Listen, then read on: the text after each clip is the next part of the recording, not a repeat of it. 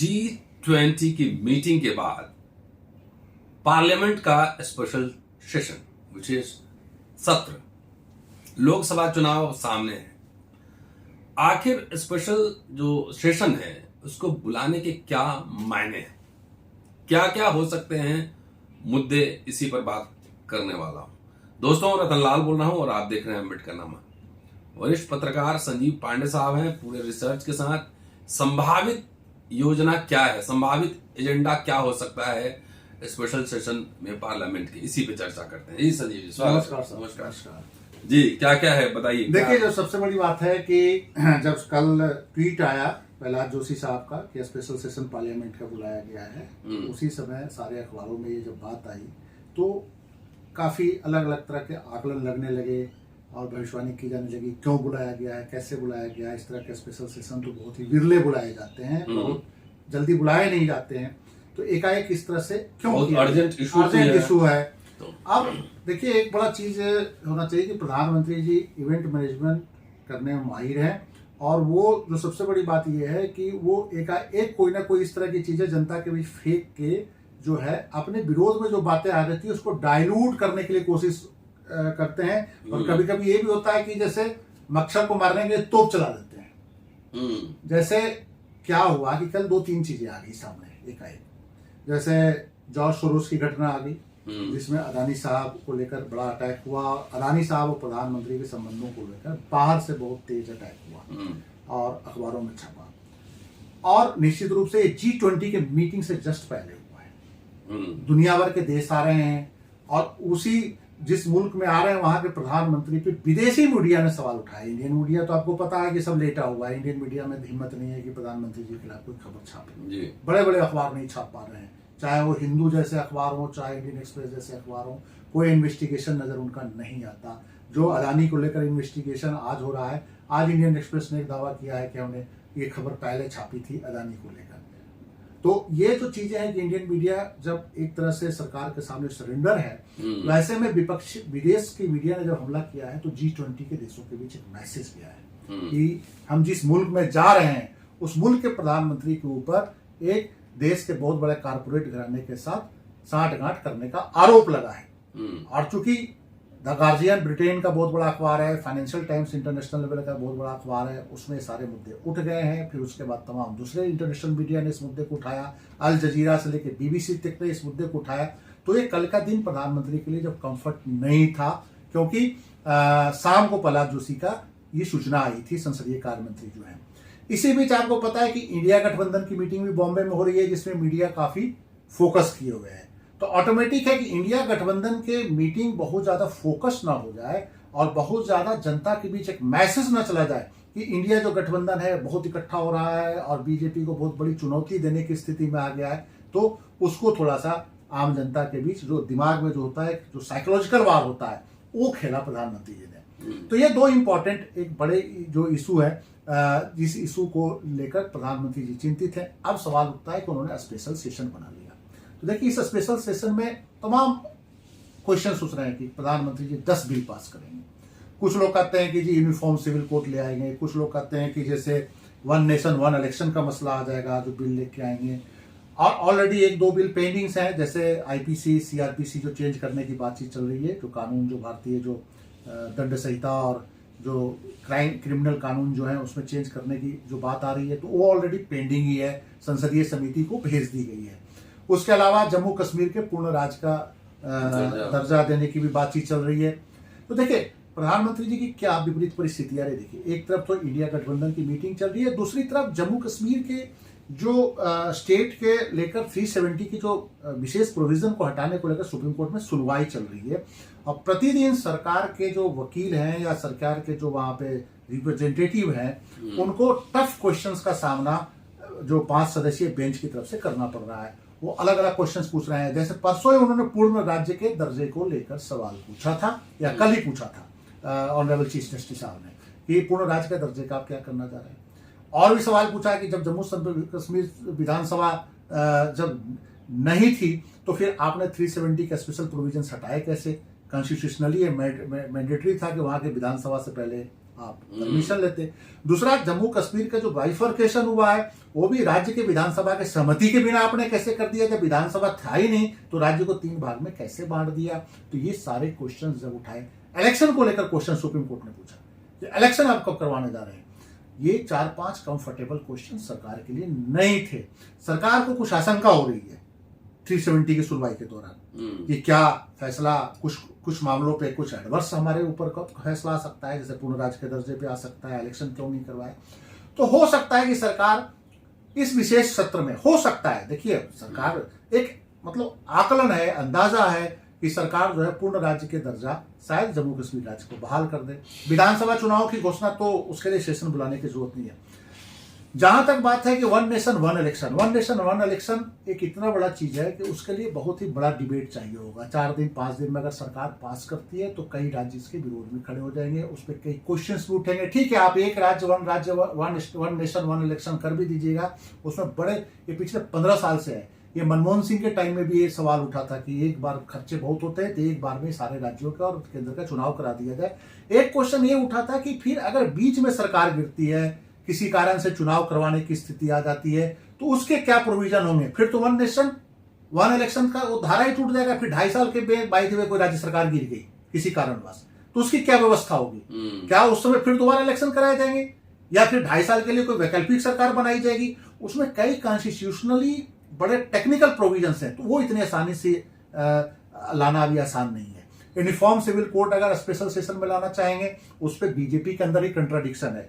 आदिवासियों को शामिल किया जाए कि नहीं किया जाए, क्योंकि कई आदिवासी जो हिंदू आदिवासी हैं वही विरोध कर रहे हैं, क्रिश्चियन आदिवासी भी विरोध कर रहे हैं, मुसलमानों को लेकर तो विरोध है ही है। लेकिन बीजेपी के अंदर ये क्वेश्चन है कि अगर यूनिफॉर्म सिविल कोड बना लेंगे तो बीजेपी का एक बड़ा वोट बैंक प्रभावित हो सकता है। तो सवाल उठता है कि G20 की मीटिंग के बाद जो प्रधानमंत्री को ग्लोरीफाई करने की भी एक कोशिश की जाएगी 5 दिन के सेशन में, क्योंकि G20 एक बहुत बड़ा इवेंट है। 3 दिन के लिए दिल्ली बंद है, और पूरे दिल्ली भी बंद इसलिए किया गया, देखिए पहले भी बड़ी बड़ी मीटिंग इस देश के अंदर, दिल्ली के अंदर आयोजित, दुनिया भर के बड़े बड़े शासक आए, नॉन अलाइड मूवमेंट का भी मीटिंग इंडिया में हुआ, एशियाड जैसे गेम हुए, दुनिया भर के खिलाड़ी आए इस देश में, तब भी दिल्ली बंद नहीं किया गया था। कॉमनवेल्थ गेम्स हुआ, एक स्पेसिफिक एरिया में आप एरिया को बंद कर सकते हैं। पूरी दिल्ली को बंद करने का मतलब है कि 2 कारण हो सकते हैं, या तो पूरे देश का टेंशन आप क्रिएट करना चाहते हैं, या कोई मिसहैपनिंग से आप इतना डरते हैं। तो क्या आपकी सुरक्षा एजेंसियां इतनी कमजोर है कि एक इवेंट कराने के लिए आपको पूरा लाइफ ही रोकना पड़े 3 दिन के लिए, 4 दिन के लिए? हमारी सुरक्षा एजेंसियां इतनी कैपेबल नहीं है कि आम सुचारू रूप से शहर को चलाते हुए इतना बड़ा इवेंट मैनेजमेंट कर लें। कैसा डर है? अभी इंडोनेशिया में हुआ था, बाली में हुआ था, बाली को बंद नहीं किया गया था। अभी जोहान्सबर्ग में हुआ कॉन्फ्रेंस ब्रिक्स का, जोहान्सबर्ग बंद नहीं किया गया। ये अजीब सा एक सम्मेलन हो रहा है कि आप दिल्ली बंद कर रहे हैं। तो वो सवाल एक ये है कि क्या ग्लोरीफाई किया जाएगा 5 दिनों की मीटिंग में प्रधानमंत्री जी को? G20 की मीटिंग है। एक इंपॉर्टेंट सवाल आ रहा है, प्रधानमंत्री जी को ये लगातार रिपोर्ट मिल रही है कि बढ़ती हुई महंगाई, घरेलू गैस की कीमतें जो बढ़ रही है, उसके कारण महिलाएं जो हैं वो प्रधानमंत्री जी और भारतीय जनता पार्टी के खिलाफ देश भर में महिलाओं के अंदर इनकी इमेज खराब हुई है, क्योंकि रसोई को महिलाएं संभालती हैं। कर्नाटक में जिस ढंग से महिलाओं को लेकर कर्नाटक सरकार ने घोषणाएं करी, 2000 अशोक गहलोत ने फ्री गैस 500 रुपए का गैस सिलेंडर कर दिया, अशोक फ्री नहीं किया, 500 रुपए गैस सिलेंडर कर दिया। महिलाओं के अंदर जिस ढंग से कांग्रेस ने फ्री वील को लेकर काम किया है पिछले दिनों में, या दिल्ली में जैसे अरविंद केजरीवाल ने महिलाओं को बस फ्री कर दिया, तो ये इसके कारण ये हो सकता है कि ये एक कार्ड खेले वुमेन रिजर्वेशन बिल 33%, जिसपे सारी पार्टियां यूनिमस होकर विरोध नहीं कर पाएंगी। आपको लग रहा है वुमेन रिजर्वेशन बिल पे विरोध करना कांग्रेस को ही मुश्किल होगा, क्योंकि कांग्रेस भी ये बिल शायद अपने टाइम में लाके लोकसभा में शायद पास करवा दिया था, राज्यसभा में जाते जाते फिर लोकसभा का कार्यकाल समाप्त हो गया था। कई बार कोशिश की गई वुमेन रिजर्वेशन बिल को लेकर, तो उस पर विरोध होते बीच में पेंडिंग भी हो जाता है। नरेंद्र मोदी को लगता है कि राज्यसभा में भी हमारा पूर्ण बहुमत है, लोकसभा में पूर्ण बहुमत है, तमाम विरोध भी अगर होंगे कुछ क्षेत्रीय पार्टियों का वुमेन रिजर्वेशन बिल को लेकर जो एप्रीहेंशन है उसको नजरअंदाज करते हुए ये पास कर सकते हैं बिल को। और एक बिल पास करके हो सकता है कि एक ये मास्टर स्ट्रोक खेलने की कोशिश की कि देखिए 33% रिजर्वेशन राज्यों के विधानसभा और पार्लियामेंट में दे दिया, तो ये एक इनका ये खेल हो सकता है वुमेन रिजर्वेशन बिल को लेकर। इसके अलावा मेन जो 5 दिन का वो क्या देखना होगा कि विपक्ष क्या करता है। देखिए विपक्ष ने पिछली बार ऐसा लगा कि अभी जब मानसून सेशन खत्म हुआ तो विपक्ष पहली बार ऐसा लगा कि विपक्ष प्रधानमंत्री पे हावी हो चुका है। और प्रधानमंत्री पे जिस ढंग से विपक्ष हावी हुआ कि जैसे जब प्रधानमंत्री भाषण दे रहे थे और प्रधानमंत्री निकल गए वहां से, विपक्ष पूरा निकल गया बाइकाट करते हुए, नाराबाजी करते हुए, तो प्रधानमंत्री बड़े अनकंफर्टेबल नजर आ रहे थे। पहले तो प्रधानमंत्री लोकसभा में आते ही नहीं थे, इन्होंने अविश्वास प्रस्ताव लाके प्रधानमंत्री को लाने के लिए मजबूर कर दिया। तो ये 5 दिनों में विपक्ष कैसे टेकल करता है सत्ता पक्ष को, किस ढंग से घेर लेता है। प्रधानमंत्री को एक तरफ जब भाजपा ग्लोरीफाई करेगी और उसके बाद विपक्ष अटैक करेगा, फिर ये देखने में होगा कि प्रधानमंत्री जी का स्पेशल सेशन कितना सक्सेस होता है।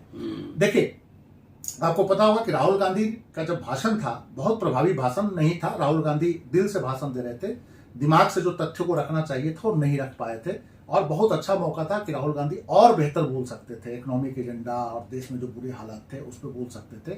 उसके बावजूद देखिए सत्ता पक्ष इतना परेशान था उस दिन, क्योंकि राहुल गांधी की सदस्यता चली गई थी, राहुल गांधी की सदस्यता बहाल हो गई थी और राहुल गांधी उसके बाद भाषण दे रहे थे, तो उससे इतना सत्ता पक्ष में एक परेशानी थी।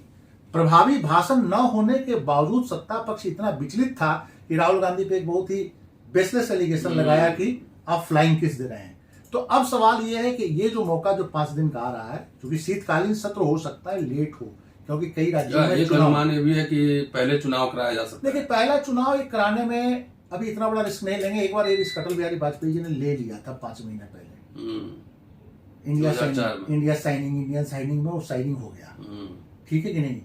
और दूसरा जो इनके पास जो मेजर एजेंडा है जिसको लेकर ये हिंदी पट्टी में काफी उसको ग्लोरीफाई करेंगे, वो है जनवरी में राम मंदिर का वो इनॉग्रेशन।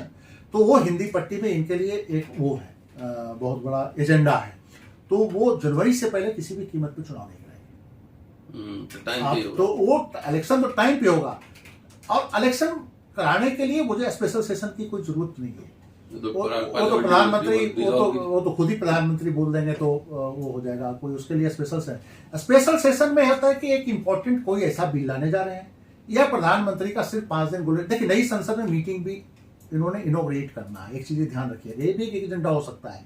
नई संसद का ग्लोरिफिकेशन होगा G20 की मीटिंग के बाद, क्योंकि अभी जो मीटिंग हुई थी मानसून सेशन का वो पुरानी संसद में ही बैठक हुई थी। तो नए संसद में जो बैठक होगी नई संसद में, तो उस संसद को भी ग्लोरीफाई करने की कोशिश की जाएगी कि देखिए प्रधानमंत्री का आर्किटेक्चर कितना बड़ा है कि 70 साल में कोई भी नहीं सोच सका, वो प्रधानमंत्री जी ने सोचा अपने आर्ट एंड आर्किटेक्चर के हिसाब से, और देश को एक बहुत ही खूबसूरत संसद दिया। बेशक वो संसद का नक्शा कुछ लोग हल्ला करने लगे जो प्रधानमंत्री जी से बहुत नाराज रहते हैं कि कहीं तो सोमालिया वाला ले आया। हालांकि चलिए इतना तो वो हो सकता है, लेकिन वो प्रधानमंत्री जी जैसे सेंगोल को स्थापित किया, जिस ढंग से तमिल कल्चर को स्थापित करने की कोशिश करी, जिस ढंग से तमिलनाडु के वोटरों को प्रभावित करने की कोशिश करी, तो ये सारी चीजों को साउथ में भी ग्लोरीफाई करेंगे। नई संसद पे भी मुझे लगता है कि 1 घंटा 1.5 घंटा तमिलनाडु में तो ब्राह्मणिकल सिंबल लेके आए हैं, वहां तो तमिलनाडु में एंटी ब्राह्मण पॉलिटिक्स है। लेकिन वो तो ये अपनी तरफ से तो बताने की कोशिश करेंगे ना कि देखिए तमिलनाडु के बारे में किसी ने नहीं सोचा था, लेकिन मैंने संसद में सर्वोच्च देश की जो लोकतंत्र का मंदिर है वहां पे हमने स्थापित कर दिया तमिल कल्चर को, ये बताने की कोशिश करेंगे। देखिएगा ये होगा कि मान के चलिए कि चूंकि नए संसद में बैठक हो रही है, तो जैसे होता है कि ये बैठक नए संसद में हो रही है अच्छा। तो वो भी स्थापित करने के नए संसद को भी ग्लोरीफाई होगा, क्योंकि देखिए शीतकालीन सत्र में 3 महीना और लेट हो जाएगा, उसके बाद फिर इलेक्शन हो जाएगा। तो ये स्पेशल सेशन जीएसटी को लेकर एक स्पेशल सेशन बुलाया गया था, आपको याद है रात में 12 बजे 1 बजे 2017-18 में बुलाया गया था। तो ये हो सकता है कि नए संसद का ग्लोरिफिकेशन भी स्पेशल सेशन, देखिए शीतकालीन सत्र में अगर बैठक होती तो फिर नॉर्मल बैठक हो जाती। तो स्पेशल सेशन में जब नए संसद में के अंदर जब स्पेशल सेशन होगा, तो ये भी इतिहास में एक स्वर्णाक्षरों में दर्ज कराने की कोशिश की जाएगी कि देखिए ये नया सत्र बुलाया गया था इस संसद भवन के उद्घाटन के लिए, ये इतिहास में नाम दर्ज कराने का। देखिए वो तो शुरू से एक परंपरा रही है कि इतिहास में राजा महाराजा अपना नाम दर्ज कराने के लिए अभिलेख लिखवाते रहे हैं, लेख लिखवाते रहे हैं, किताबों की भी रचना होती रही है। तो वो उस हिसाब से प्रधानमंत्री जी ने एक नया संसद ही बनवा दिया। अब देखिए कि नेहरू भी संसद नहीं बनवा पाए, इंदिरा जी भी संसद नहीं बनवा पाए, प्रधानमंत्री जी ने लोकतंत्र का बहुत बड़ा उनके लिए IIT मेडिकल कॉलेज इंपॉर्टेंट था, उनके लिए ज्यादा इंपॉर्टेंट था कि मरीजों का इलाज कैसे हो। सांसद और संसद तो पहले ही यहाँ ऐशोआराम की जिंदगी दे रहे हैं, जो दुनिया के किसी भी देश में ऐसा नहीं है। 2-2 एकड़ का बंगला है, 2.5 एकड़ बंगला है, फ्री बिजली है, फ्री पानी है, फ्री ट्रेन है, फ्री जहाज है, फ्री फोन है, सब कुछ फ्री है। अब फ्री संसद भवन में बढ़िया खाना भी है। तो सांसदों को तो पहले ही सारा आनंद था, लेकिन अब यह है कि नया संसद भवन भी बन गया, तो लगेगा कि वो जो सांसद होंगे वो भी याद रखेंगे कि हम वो सांसद थे जो पुराने संसद में भी बैठे और नए संसद में बैठेंगे। बहुत सांसद बताते हुए फिरेंगे, हम वो सौभाग्यशाली सांसदों में से एक हैं जो पुराने संसद के भी गवाह हैं और नए संसद के भी गवाह हैं, अपना वो बुलाएंगे। तो ये सब इवेंट मैनेजमेंट का एक तरीका होता है जो जनता के बीच बताना है, जनता को रियल इशू से डाइवर्ट करना है, जनता को महंगाई से डाइवर्ट करना है, जनता को बेरोजगारी से डाइवर्ट करना है, खराब हेल्थ एजुकेशन खत्म हो रहा है उससे डाइवर्ट करना है, प्राइमरी एजुकेशन खत्म हो रहा है, हायर एजुकेशन महंगा हो रहा है।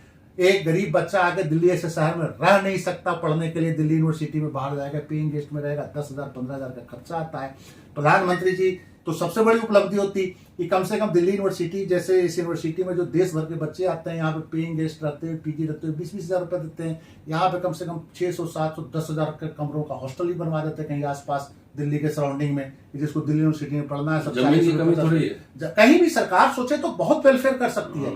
तो मैं समझता हूं कि अगर दिल्ली यूनिवर्सिटी में बहुत सारे बिहार यूपी के हम लड़के दिख रहे हैं और उन लड़कों को भी देखिए जो भारतीय जनता पार्टी के समर्थक हैं और भाजपा को वोट करते हैं और दिल्ली यूनिवर्सिटी में पढ़ने आते हैं, तो उनकी चिंता होती है कि हॉस्टल मिलेगा कि नहीं मिलेगा। भाई गरीब बच्चा तो पढ़ ही नहीं सकता। वही कह रहा हूं कि वो मैं उनकी बात कर रहा हूं जो बीजेपी के कट्टर समर्थक हैं, गरीब बच्चे हिंदी पट्टी में, वो जब दिल्ली आते हैं तो उनकी चिंता होती है कि दिल्ली यूनिवर्सिटी वाले मुझे हॉस्टल देंगे कि नहीं देंगे, और हॉस्टल नहीं मिलेगा तो 12,000-15,000 में हम बाहर रह के पढ़ेंगे कैसे।